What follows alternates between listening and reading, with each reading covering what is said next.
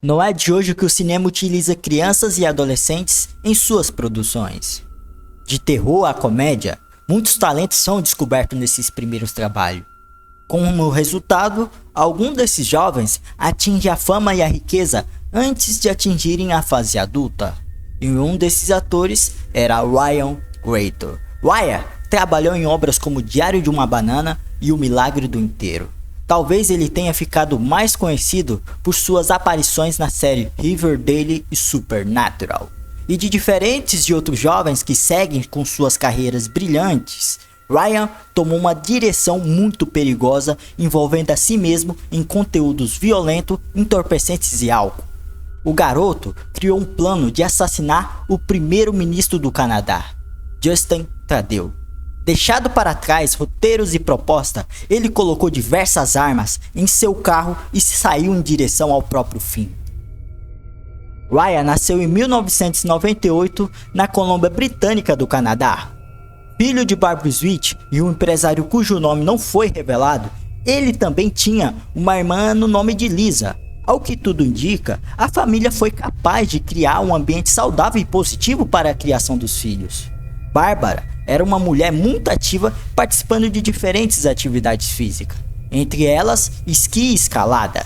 Ela foi descrita como sendo uma mulher carinhosa que amava os filhos. E segundo Ryan e Lisa, esse sentimento era recíproco. Pouco se sabe sobre o pai de Ryan, mas aparentemente ele esteve presente na criação dos filhos e não cometeu nenhum ato de agressão contra eles.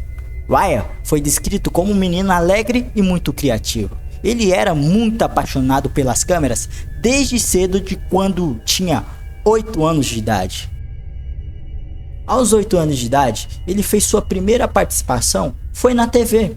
Inicialmente ele começou a trabalhar foi em comerciais curtos e fez rápidas aparições em filmes e nas séries que aparecia aí na TV e no seriado que vocês veem aí. A sua mãe, Bárbara, foi quem incentivou o menino a seguir essa carreira. Ela entregou todo o suporte possível para Ryan. Talvez por causa da idade dele, ele não entendesse muito bem o que estava acontecendo ali na carreira dele. Ele era jovem, ele era novo. Como que ele vai entender que, ele tá tendo destaque naquilo? Mas é aquela coisa, toda a fama e dinheiro cobram um custo. E a maioria das vezes esse preço é pago em exposição e falta de privacidade. Crianças e adolescentes que entram nesse ramo geralmente têm uma rotina diferente de outras crianças.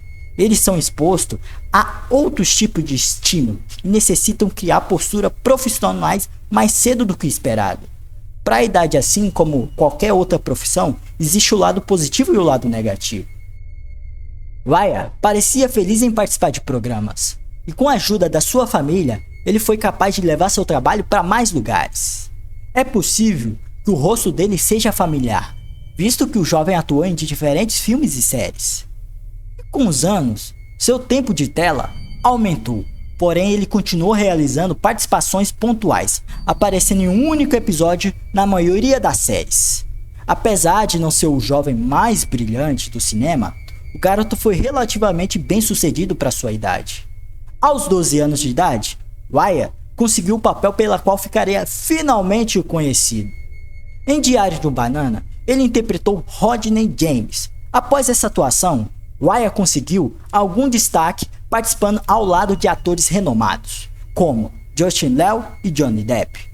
O garoto ainda participou de outras obras como E Zumbi e Fallen Six e Supernatural. Ainda com sua aparição tímida, Ryan construía seu caminho dentro da indústria e tinha muito tempo pela frente para trabalhar na própria carreira. Na maioria das vezes, ele era escolhido para fazer papel de um garoto tímido com comportamentos estranhos. Sua aparência fazia com que ele fosse indicado para fazer personagens mais novos do que sua idade real, o que não é incomum nessa área. Aos 8 e 21 anos de idade, Ryan participou de quase 40 gravações entre comerciais e filmes e séries. O que mais parece ter chamado a atenção da mídia, talvez pela visibilidade da própria série na época, foi o seu personagem em Riverdale. O jovem deu vida ao personagem Geoffrey Augustin, que por coincidência também era um assassino. A vida de Ryan era realmente incrível nessa época. Participando de premiações e festa ao lado de atores famosos, ele tinha alcançado o topo do mundo, ainda que de maneira tímida como seus personagens. Infelizmente, tudo desmoronaria de uma hora para outra. Barbara, a mãe de Wyatt, foi diagnosticada com câncer. Ela fez de tudo para demonstrar garra no início do tratamento. Porém, a notícia impactou ambos os filhos. Liz e Wyatt era apaixonado pela mãe. Receber uma data de validade em meio a tanto dinheiro fez com que ambos entrassem em depressão. Para escapar da realidade, o jovem passou a beber álcool e passou a usar diversos tipos de drogas.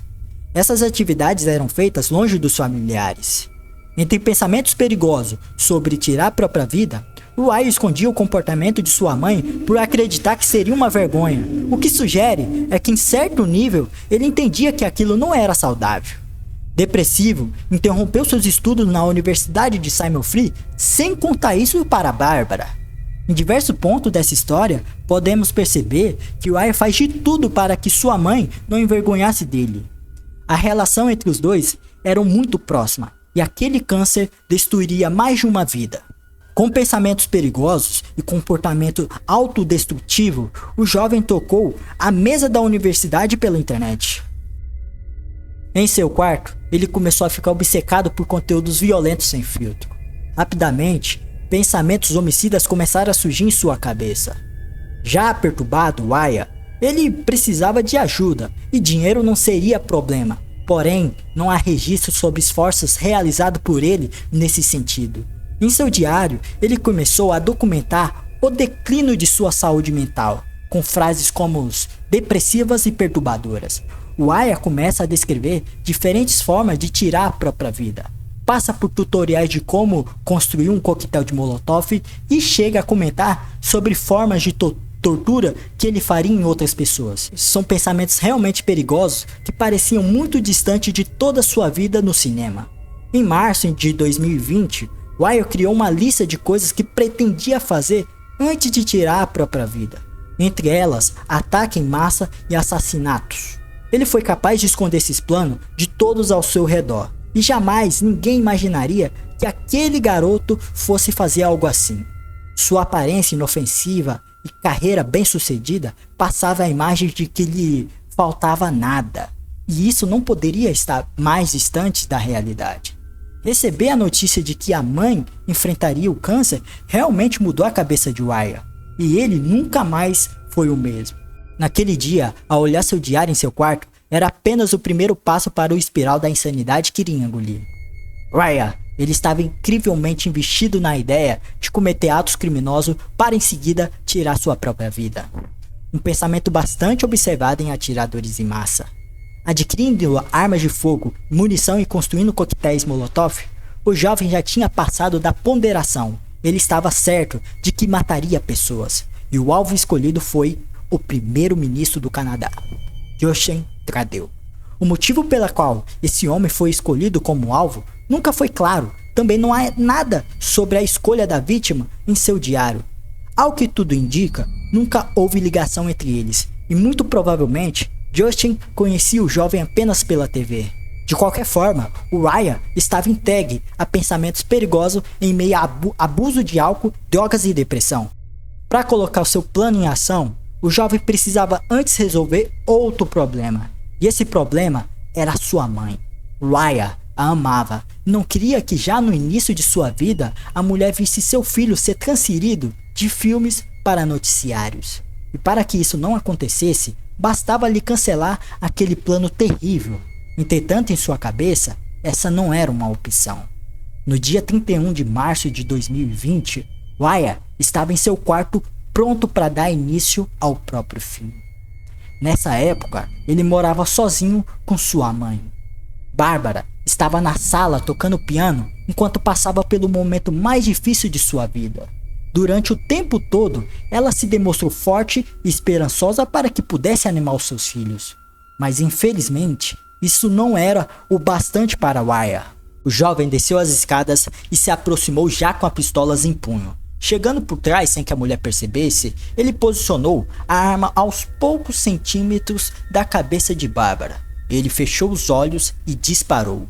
A mulher foi alvejada e seu corpo caiu no chão, com ferimentos gravíssimos. Ela faleceu no local. A última nota do piano foi silenciada pelo tiro do próprio filho, que escolheu matar a mãe para que ela não tivesse vergonha dele, o que nos mostra a perturbação e o estado mental do indivíduo naquele momento.